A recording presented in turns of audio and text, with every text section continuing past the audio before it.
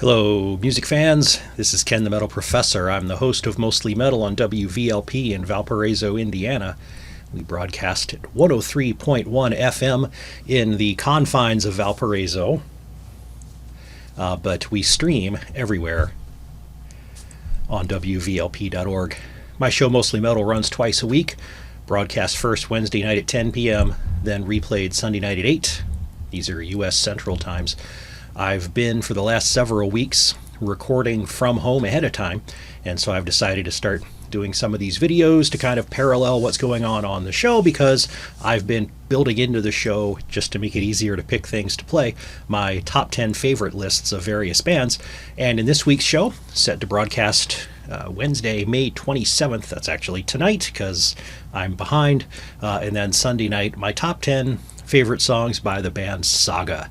So I'm going to report on my ranking of all the Saga discs and then also my top 10 favorite song list. Now, they have 21 albums, which is a lot. So I'm not going to go through them one by one because that would just take too long. And really, am I going to be able to tell what's number 13 versus what's number 14? Maybe, maybe not. So I've got them bucketed in groups of about like 4 or 5, sort of in, the low category and a little better. And so I'm going to give you these clumps all at once instead of delineating the discs. Many people my age might remember Saga from back in the days of MTV when they had a big MTV hit on the Loose. That was off of their 4th album, Worlds Apart.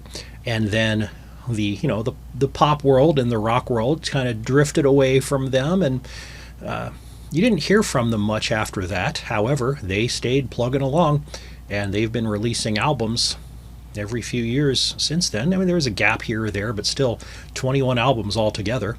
That's not too bad. 22 if you count an album called Phase 1, which was more of an EP, a few unreleased tracks, a couple of live tracks all stuck together into a release. I'm not going to include that here in this list. So I'll give you my grabbing order of Saga CDs when it's time to listen to Saga, the ones I'm least to most likely to want to grab, but again, not one at a time, but more kind of in clumps. So here's the clump of CDs that I'm least likely to grab. Actually, this one I can probably delineate one by one. The first one that I'd be least likely to grab is Pleasure in the Pain from 1997. I just don't find anything attractive about this CD much at all. I guess maybe one song or two might be palatable, but to me it was just a misfire. After that, then, there's 3 others in this little bucket. 2020 from 2012, which, other than, if you don't count Phase 1, was actually their 20th studio CD, which was nice timing. Sagacity, or Saga City, depending on how you want to pronounce it, from 2014, and Full Circle from 1999. So these 4 are the ones I'm least likely to want to listen to. Pleasure in the Pain, I don't like at all. The other 3, I would describe them as, it's fine. They're fine. You can listen to them, but is there anything really that's going to grab you a lot? Maybe a little bit. Like Full Circle has several near misses of songs that are they're almost super good, but not quite. Uncle Albert's Eyes, to me, is a great song. It's got a great chorus, but the stuff that gets you to the chorus loses my interest. Sagacity has Go With The Flow and Press 9. Those are pretty hoppin' tunes that are fun to listen to. On 2020, 6 Feet Under, Anywhere You Want to Go. Most of their albums have like a good mellow tune on it. There's one called Ellery on 2020 that's all right.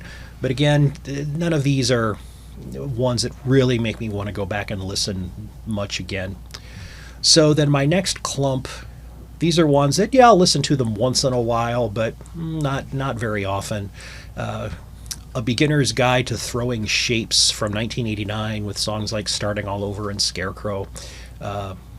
Wildest Dreams from 1987, Only Time Will Tell, We've Been Here Before, The Way of the World, those are good.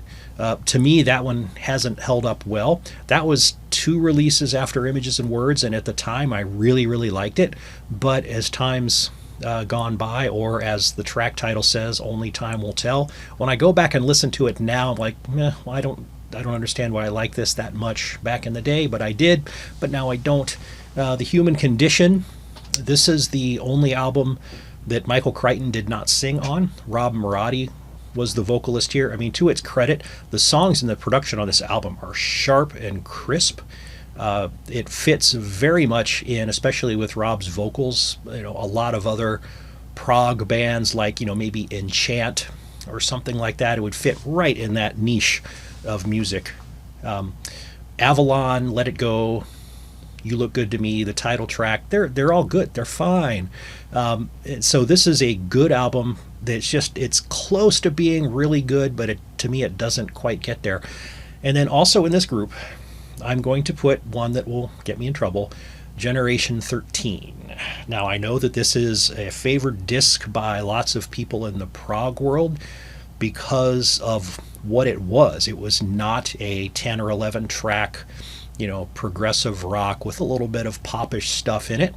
This was a prog album. It was a couple of dozen tracks, all telling a story.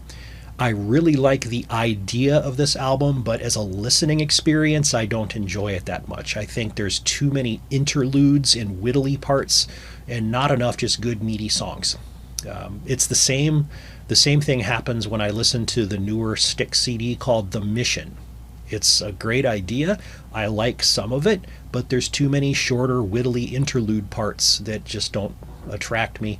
Or maybe even The Astonishing by Dream Theater, where again, if you dig, there are some gems in there, but again, connected by too many interludes and just musical ramblings that don't quite connect to anything. So that's what happens to me when I listen to Generation 13. And so again, I love the idea of it, but when it's time to listen to Saga, it's just not one I go back to that often. Okay, the next batch of discs are discs that, hey, I listen to them in the car once in a while. They've got good stuff, but they're not quite getting into the upper echelon of Saga discs, and I've got 5 of them. Steel Umbrellas from 1995. Songs like Why Not and Never Alone. Password Pirate is a lot of fun. Push It. This album is very rhythm-based, whereas a lot of Saga albums are guitar riff-based. Marathon, the title track, The Blind Side of Your Heart, a nice acoustic tune. Return to Forever is good. Network from 2004 with Keep It Real, I'm Back. If I Were You, an acoustic track. Pardon me, Zoe, the progressive rock dog, is scratching at the door to my office. I'm going to go let her in. Here she is. This is Zoe. She wanted to come in and talk about Saga. Okay, you can get down. Okay, where was I?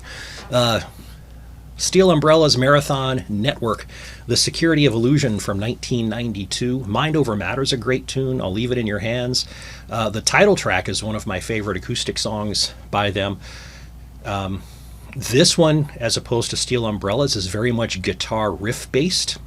And also in this group, I'm going to put Heads or Tails from 1983. This is the follow-up to Images and Words. Worlds Apart. Yeesh. It didn't hold up well. It was a hard adjustment after Worlds Apart. I almost said Images and Words again. On this album, every other song is really good. Catwalk, The Writing, Social Orphan is awesome. Scratching the Surface. But the songs in between all those don't do much for me at all. So that group of 5, I'll listen to them once in a while, but they're not necessarily what I might recommend to somebody else as, hey, if I want to get into Saga, what should I listen to? Okay, we're getting closer to the top. This is my second to last batch. Now, this is getting up into good stuff. We're talking about Trust from 2006, 10,000 Days from 2007, Silent Night from 1980. We're getting back to the old stuff now, and Images at Twilight. On the album Trust, now this is kind of in a long stretch of albums where they didn't really hit the radar, at least my radar. So I don't know what the larger community sense of these albums was at the time. But Trust I really enjoy listening to. It's probably one of their most varied albums in terms of the sort of subtle styles that go into the different songs. So it's easy to listen to over and over because there's so many different sounds, even though you can tell it's Saga. That's as far as I'll go. or that's as far as I go. I'm Okay, It's Your Life is a great tune. On 10,000 Days, which came out right after that, lots of good songs there. Lifeline, Book of Lies, Sideways, wonderful. Corkin Tellus, which is an instrumental, which is, I think, the first full instrumental they did since Conversations on Worlds Apart. Sound Advice, the title track, it never ends. This album is just strong from beginning to end, and it's interesting. There will be a couple of CDs and then a really good one, then a couple of CDs and a really good one over a stretch of time, and 10,000 Days to me hit the mark.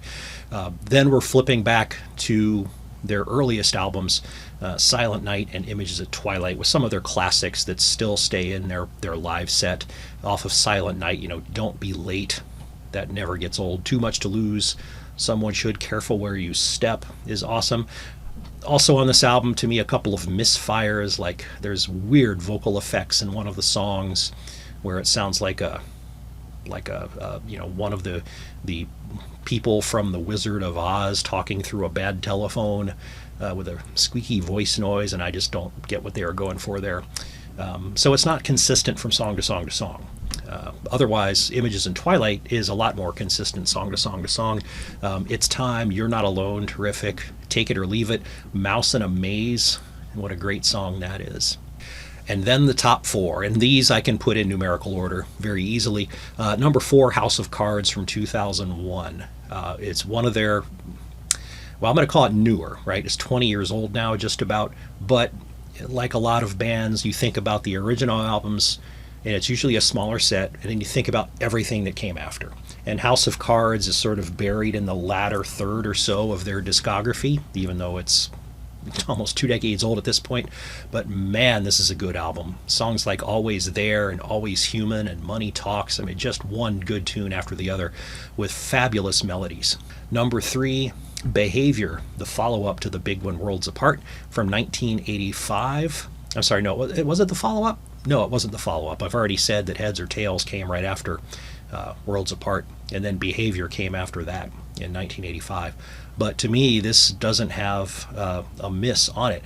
And sort of the opposite of Wildest Dreams, which I said before was one that I really liked when it first came out. And now when I go back and listen to it, I'm like, why did I like it that much? Behavior, I do remember liking quite a bit. When I go back and listen to it now, I'm actually surprised at how far up the list it climbed. Do I really like this album that much, I wondered? And the answer is yes, I do. Take a Chance, What Do I Know, Misbehavior, Out of the Shadows, Here I Am, and especially Goodbye, Once Upon a Time. What a great closing track that is to the album. Their debut is my number 2. That's from 1978. Humble Stance, Will It Be You, The Perfectionist. Ice Nice, which starts out with this really nice slow groove and then just goes kablooey at the very end with a lot of wild guitar work. Tired World is awesome. This being their debut album, it's strange in that it's comparatively long. It's like 45 minutes long, whereas the 2 follow-ups only came in at about 38 minutes each, which is kind of, for 1978, I mean, 45 minutes is a pretty long record. There's one or two songs that I don't really enjoy, like Give 'Em the Money and Climbing the Ladder, but all the rest of them, man, they stand up against everything else they've done. And so by process of elimination, my number 1 favorite Saga album, the one that I will probably listen to the most from this day forward, is Worlds Apart from 1982. It's the one that produced On the Loose, which is their big MTV hit, and I know that you're not supposed to like the most popular stuff, but in this case, the music culture at the time got it right. This is just a terrific album. I love every single song on it. Well, except for Time's Up. I don't particularly like that, and it's sad that it's the second track on the album because that kind of ruins the mojo after On the Loose, but then from that point on it picks up and it does not let go. And you'll see more of what I think about that album when I go through my top 10 favorite songs.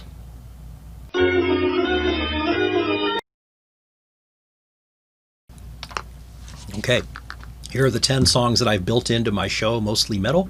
Top 10 favorite songs by Saga. Again, I'm not going to be uploading this on YouTube until late afternoon or early evening on Wednesday, May 27th, so it might be too late to plan to listen to it then, but the show gets replayed Sunday night at 8 p.m. U.S. Central Time. WVLP.org is where you can stream it from anywhere, because you're not going to get it at 103.1 FM unless you live about 2 miles from me.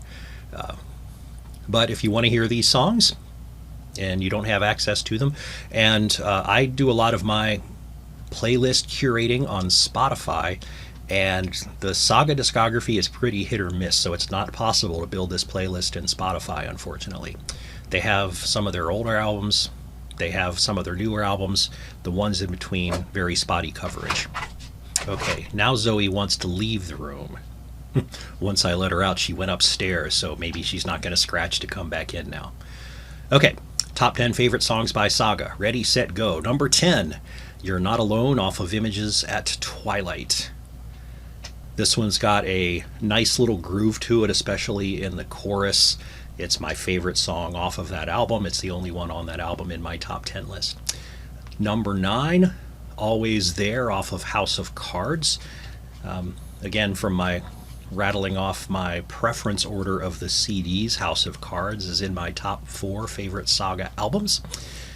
Always There is just a smooth tune. It's one of these where, pour yourself a nice cup of scotch, sit back, and just let it carry you away for a while. She's back. Whew, okay. After dealing with Zoe going in and out, now I need to go relax and listen to Always There off of House of Cards, which was my number 9 favorite song by Saga. Number 8 is Here I Am off of Behavior. Behavior was, back in their earlier days, their 6th studio album, one of my absolute favorites. Number 7, Don't Be Late off of Silent Night. This one was the lead track off of that album. It's a mainstay in their live sets. Gets the crowd singing along. It's very catchy. Will It Be You, Chapter 4, off of their debut Saga.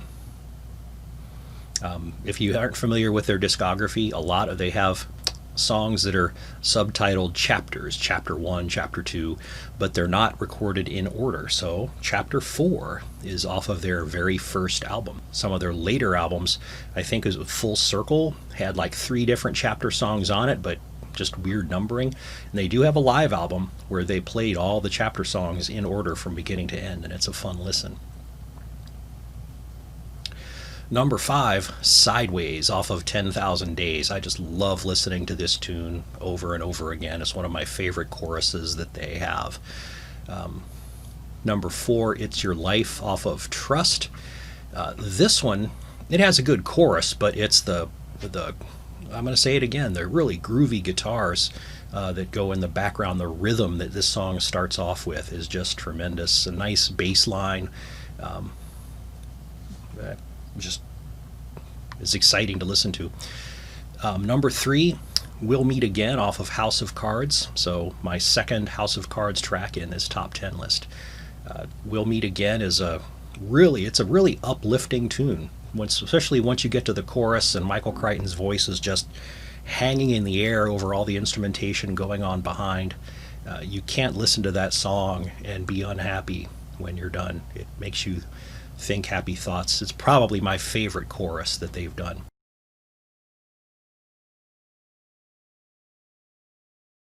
Okay, my last 2 favorite tracks are both off the same album, Worlds Apart. Like I said before, I know you're not supposed to really like the very most popular things, but music got it right. Number 2 is On the Loose, off of Worlds Apart. I've loved this song ever since I heard it the first time. So, Ken the Metal Professor, you're doing this show from your basement, or this video from your basement. Why don't you just leave the damn door open? Well, I'm in the basement because this is where all my recording equipment is. It's also the coolest place in the house right now, where it's over 80 degrees for the last couple of days, the hottest part of the year so far. And in the other part of the basement where we have our television and comfy chairs, my daughter is playing Oblivion, I think, and she likes to listen to music when she's playing Oblivion, and she's a very musical person, and she will start singing quite loudly, like people do in the shower when she's distracted by something else and actually not even realize it. So if I had the door wide open, we might get rid of the dog scratching but we'd listen to sound effects from Oblivion and possibly my daughter breaking out into song once in a while. So, Ken the Metal Professor, why don't you just wait and do this at 2 a.m. then? Beats the hell out of me. I don't want to be awake then. Okay, almost done. My favorite, number 2 favorite song by Saga, On the Loose. If you've heard a Saga song, it's this one. If you've ever liked a Saga song, it's this one. It's a poppin' tune, fun to listen to, great in concert, good keyboard riffs in it, just lots of fun all in all. My number 1 favorite song by Saga is No Stranger, parentheses, Chapter 8, also off of that same album. This just has a, maybe not a thunderous beat to it, but when you get into the meat of this song, and it's about 7 minutes long, just some superb rhythm and bass and drumming. It's a driving tune. It makes you focus and want to move forward in whatever it is that you're doing. When I say driving, it helps you focus. It really gets you zoomed in on the tune. Whereas something like On the Loose, you can kind of snap your fingers to and keep doing whatever it is you're doing. No Stranger demands your attention, and it gets it. So that's it. My top 10 favorite Saga songs. Again, played on Mostly Metal on WVLP. Next week's show, I'm going to have my top 10 favorite songs by the Swedish power metal band Evergrey.